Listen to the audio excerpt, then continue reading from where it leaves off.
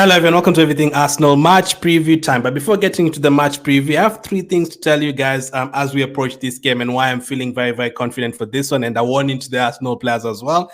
Number one is the stats. Now, I usually prefer watching the game first before looking at the stats. Obviously, that's what I usually do as well before I do the player ratings. But let's talk about Leicester a little bit, just a little bit. Now, Leicester this season, in the 5 games that they've played, they've conceded 80 shots, and the 2 away games that they've played so far against Fulham and Crystal Palace, they conceded 18 shots against Fulham and they conceded 20 shots against Crystal Palace. So those are the 2 away games that they've played so far this season. So that is a total of 38 shots that they've conceded. Now that's a lot. That is a lot. Now there's 2 other factors to consider. As I said, stats are not everything, because if you also look at Arsenal against Man City, I know it had context. We conceded 33 shots in that game alone. So if you just look at the stat, you'd say Arsenal is probably below Leicester in terms of expectations this season, if you just look at the stats. But another one to boost your confidence even more, Leicester have allowed 62 shots. Out of those 80, 62 of them have been inside the box. So they do allow you guys to have chances. They do allow teams to have chances, and Havertz, Saka, Trossard, whoever is going to be playing, you are going to get chances. So hopefully you can take it. Now, I don't know if they're going to play the same way they've been playing against these teams, because Leicester so far they've played against Everton, Crystal Palace, Villa, Fulham. Those are teams that, okay, apart from Villa and Tottenham, the other 3, maybe Leicester felt like, hey, we could beat Fulham, we could beat Crystal Palace, we could beat Everton. They are very close to beating Crystal Palace, for example. And maybe those are teams that they feel like, hey, we can actually beat them. Let's attack them. Let's also allow them shots. That's fine. Let's go, toe for toe. It's not toe for toe. Toe to toe. Why is English so difficult sometimes? So yeah, toe to toe. Maybe those are teams they feel like they could go toe to toe against. So maybe against us they could park the bus or something like that. But I don't know. But if they don't or whatever, we are going to get chances. So that's something we need to take a look at, and we need to take our chances. It all depends on how many chances we are going to take, because the chances are going to come. Now we need to finish those chances. And then the warning to the Arsenal players, please.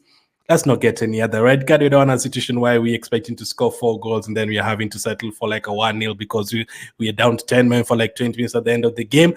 Listen, I didn't think the Declan Rice one especially was a red card, but hey, they both got red cards, whatever.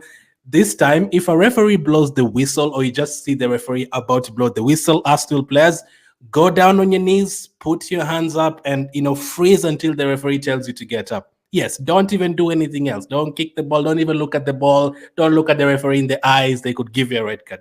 Go down to the floor, put your hands up until the referee tells you to get up. They probably give us a yellow card for enticing or something for that as well. They probably give us a red card for that. But go down to the floor, put your hands up until the referee tells you to get up, so that you don't get any more red cards.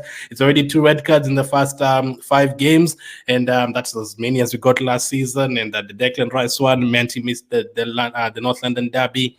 Trossard one, luckily he ended up missing the Bolton game. He'll be back for this one, so let's not do anything else again. Let's especially now that we don't have the likes of Odegaard, we can't afford to miss too many players. So that is the warning to Arsenal players, and that is the start I wanted to give you from the beginning. So let's talk about this preview in detail. So overall, Leicester this season, they've played those 5 games. They've had 3 draws and 2 losses. I've watched 2 of those games when they played against Tottenham on the first Monday night, and also against Everton when they I watched a bit of the Crystal Palace one, the 2-2, but mostly the Everton one where they drew 1-1 against Everton. So as I said, from what I've seen from the Leicester fans, they're not happy with the manager already. Obviously, the manager is a former Nottingham Forest manager. I don't even know why he went there. Those 2 teams hate each other. I was very surprised that he went there. So the Leicester fans have not really taken up to him. They've not really welcomed him that much, and the results have not really been there. And they were close to losing in the Carabao Cup the other day to Wolves, so they had to settle for a penalty shootout, but they won that one.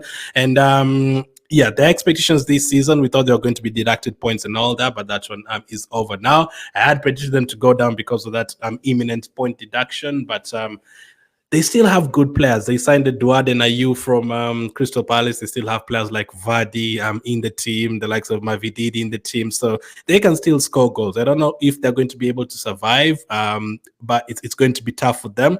But they're always going to give you a game. Now, for their fans, they don't really expect them for what I've heard from their fans, they don't expect to win this game. They don't expect to, they're actually expecting us to beat them 3-0, 4-0, 5-0. And because I don't know why. Maybe it's because of those stats I've given you. I don't expect such a that much of a comfortable game. I do expect us to get goals in this game, but I don't think it's going to be like a 6-0 or 7-0 or anything like that. It's a Premier League game, whichever game you're going to play, none of them is going to be easy. But again, from those stats and the fact that I think we've scored like 29 goals this year at home, in like 10 or 11 games, we are very good at home. The last couple of games, we've had to defend against Tottenham, Atlanta, and Man City. So this time around, things are a bit different. We're the ones we expected to dominate the game at home. The second of 4 home games in a row.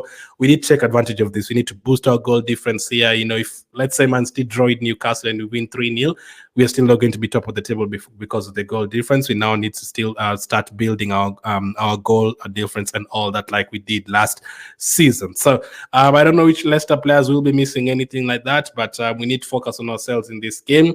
There's a time, 3 years ago, playing Leicester, it was very difficult. There's a time, 2019, 2020, 2021, there, COVID time, Leicester was regularly in the top 6 and they're competing for Champions League spots. And literally just 3 years ago, people were talking about Leicester replacing Arsenal in the top 6. We were very bad. We went like between 2018 and 2021, we played them like 7 times and I think they beat us 4 or 5 times and I think we only beat them twice. So that time was very, very bad. That time having to, you deal with Mustafi up against Vardy. Those were very, very tough times. Things have changed since then. We've been able to beat them in the last 5 games that we've played them, all in the league, and hopefully we can make it 6 out of 6. And I'm confident we are going to do that. I'm confident we're going to make it 6 out of 6. I have no issues at all with the squad that we have, the way we've been playing those 3 games. That is what expected us to do in those 3 games. But this kind of game, like if you have to go through Leicester and through Southampton and then we're only winning 1-0 or we're struggling to score goals, then we can talk about that like, okay, this is concerning. But the ones against Man City, Tottenham, and Atlanta, I have no problem with. But from this game, let's hope we start showing what we are all about. So, yeah. Time to get to the lineup. Let's talk about the lineup. Talked a lot about that game in general, but let's do the lineup. The lineup will be very, very important. Our players are still missing. We still don't know where Zinchenko is. We still don't know where Tomiyasu is. Ateta did say those Zinchenko will be out for some period, so I guess we're not going to be seeing him until after the next international break. And he would have been great for this particular game. But now we have a lot of left backs emerging as well. I don't know if Timber will be fit.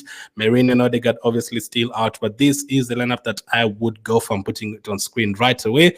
Raya has a knock, so if he doesn't make it, then Neto plays. But I'm hopeful Raya does play in this game. And then my back 4, I'm going to play Ben White, Saliba, Gabriel, and Calafiori. Even if Timber is fit, I would keep him out for this game, start him against PSG. We have PSG on the Tuesday. Ben White and Saliba got 90 minutes rest. Saliba was on the bench. Ben White had a full rest, and Gabriel came on for like 30 minutes. Calafiori has been playing really well, played at centre-back against Bolton, so I would play him at left-back for this one. And then midfield, Partey comes back. I was happy he got to rest. Declan Rice starts this one. He played like 60 minutes in the game in midweek. And then my number 10, I have gone for Trossard, but believe me, I've really, really thought about playing NWANERI in that position. I actually I'd written him down as my starter for the number 10, and then I thought about it after a couple of hours, I changed it because Trossard didn't really play in midweek, and I don't want a situation where if NWANERI starts and then maybe struggle to get a goal and then we have to sub him off at halftime. No, I don't want that. I want us to bring him on, even if you're struggling to get a goal, that NWANERI can make an impact for us, and he feels like, yeah, we really, really do trust him in that situation. And on top of that, I also want Trossard to start as well, because we need goals from Martinelli and Trossard and those guys. We can't have them low on confidence in terms of goals or, a couple of poor performances. So I will start Trossard as a number 10. And then I would bring on NWANERI, though. I'm definitely bringing on NWANERI in this game, and I'm going to give him like 30 minutes in this game, hopefully. And then next week against Southampton, I have no problem with NWANERI starting. Hopefully, if he comes on, especially makes an impact against Leicester, he starts for me against Southampton. But for this one, I would play Trossard and then bring on NWANERI for 30 minutes. And then up front, I am going to go for Saka, obviously. Kai Havertz up front, obviously. And then Martinelli on the left side. So my first lineup, before I change it, I had Trossard on the left and then NWANERI as the 10. But then I decided, Martinelli actually played well against Man City in terms of defensive work and all that. And let's see again in this game. If Martinelli starts again and doesn't perform, then it's really worrying. But that is my lineup. lineup, and then the bench, Timber will be there. Neto, if Timber is not fully fit, then we have to have another youngster there. And then, yeah, the rest on the bench as well, a lot of impact can be made. Jesus, Sterling, Jorginho, Kiva, if you need some defensive work. NWANERI, as I said. Lewis Kelly is currently injured. I don't know if he's going to make it for this game. So that's why I didn't include him on the bench. And then Nichols, Kakuri, Kabi, whoever I'd say is going to pick for the bench, absolutely no problem. Hopefully, though, we can get a good win in this one, get closer to Man City and Liverpool. Fourth doesn't look good on us. So let's get into the top 2 if possible. Liverpool and Man City have tougher games than us, although Wolves is bottom of the table. Liverpool are going to Wolves, Man City are going to Newcastle. We're at home to Leicester, so our game would particularly be easier than theirs away from home.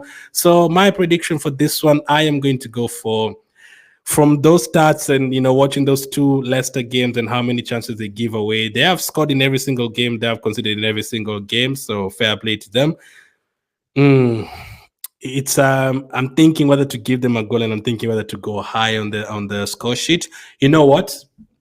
If we were the most clinical team, if you're one of the clinical teams, then it would be 5 or 6 because of those chances that they allow you, but they could go defensive. But I'm not going to go too high. I'm going to go for Arsenal 4, Leicester 0. I wanted to go for 4-1. There is a chance they could score with Vardy's pace, and Vardy has been playing good this season, and obviously they have some Premier League experienced players in the team.